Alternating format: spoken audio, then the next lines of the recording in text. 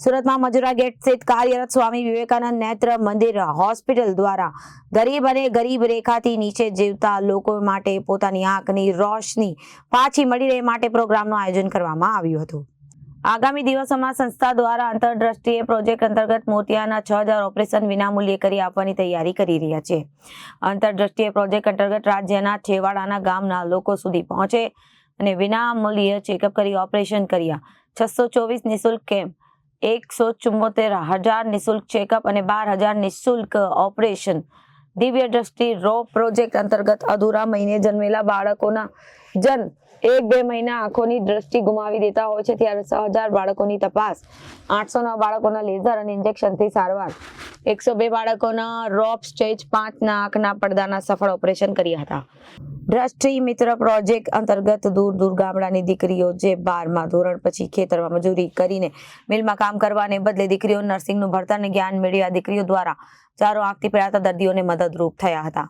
Super speciality આંખનું સારવાર કેન્દ્ર, જેમાં આંખોની સારવાર કરવા માટે ખૂબ ખર્ચ થતો હોય અથવા સારવાર માટે દેશ અથવા રાજ્યની સિટીની બહાર જવું પડતું હોય, ત્યારે એ ઓપરેશન નેત્ર મંદિર સંસ્થા દ્વારા વિનામૂલ્યે નિમ્ન ખર્ચ દ્વારા 30,000 જેટલા લોકોના ઓપરેશન કર્યા છે।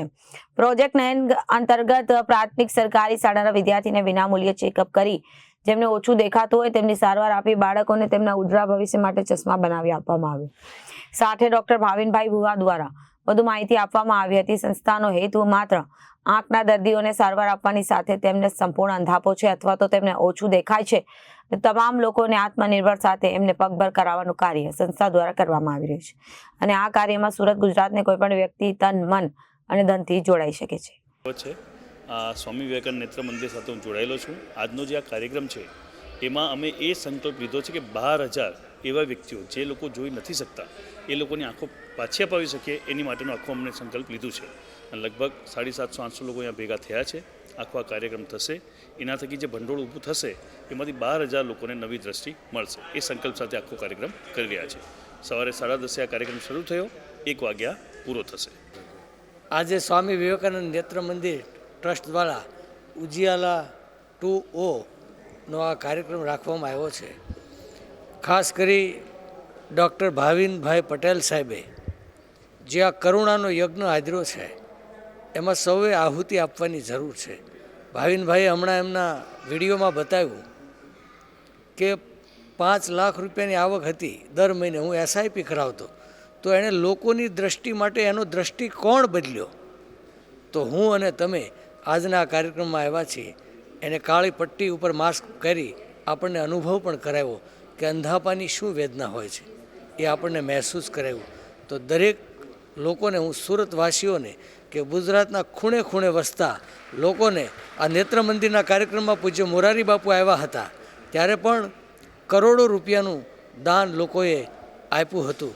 તો નાનામાં નાનો માણસ આ યજ્ઞમાં આહુતિ આપે એવી હું આપ સૌને 2 હાથ જોડી અને ત્રીજું મસ્તક નમાવી આ યજ્ઞમાં આહુતિ આપવા માટે એક શિક્ષક તરીકે પ્રાર્થના કરું છું। હિંમત સવાણી, જનરલ એન્ડ લેપ્રોસ્કોપિક સર્જન સુરત, સુરતની અંદર છેલ્લા 45 વર્ષથી પ્રેક્ટિસ કરું છું અને આજે યુટોપિયા ક્લબની અંદર ડૉક્ટર ભાવિનભાઈની જે સંસ્થા ચાલે છે, સ્વામી વિવેકાનંદ નેત્ર મંદિરનો પ્રોગ્રામ છે, એની અંદર સામાન્ય પ્રજાને બધી જાણકારી માટે કે આંખ માટે શું શું કરી શકાય, આપણા દેશની અંદર જે દ્રષ્ટિહીન માણસો છે એમાં 80% એવા છે કે જેને સુધારી શકાય એવી પરિસ્થિતિ છે। તો એના માટે ભાવિનભાઈએ ડિટેલ આપણને બધી માહિતી આપી છે। આ પ્રોગ્રામની અંદર આશરે 1000 જેટલા સુરતના સારામાં સારા પ્રતિષ્ઠિત નાગરિકો આવ્યા છે અને પ્રોગ્રામની અંદર બધી સરસ માહિતી ભાવિનભાઈએ આપી છે, ભવિષ્યના પ્રોજેક્ટની વાત કરી છે અને જે અંધ માણસો હતા એને કઈ રીતે આપણે દેખતા કર્યા અને એની જીવનની અંદર કેટલો બધો ફેરફાર થયો એ વિશે સરસ માહિતી આપી અને ભવિષ્યની અંદર આ નેત્ર મંદિરના જે મોટો પ્રોજેક્ટ છે એ ખૂબ આગળ ચાલશે એવી હું અપેક્ષા રાખું છું અને આ પ્રોજેક્ટની અંદર સુરતના નામાંકિત આખા ગુજરાતના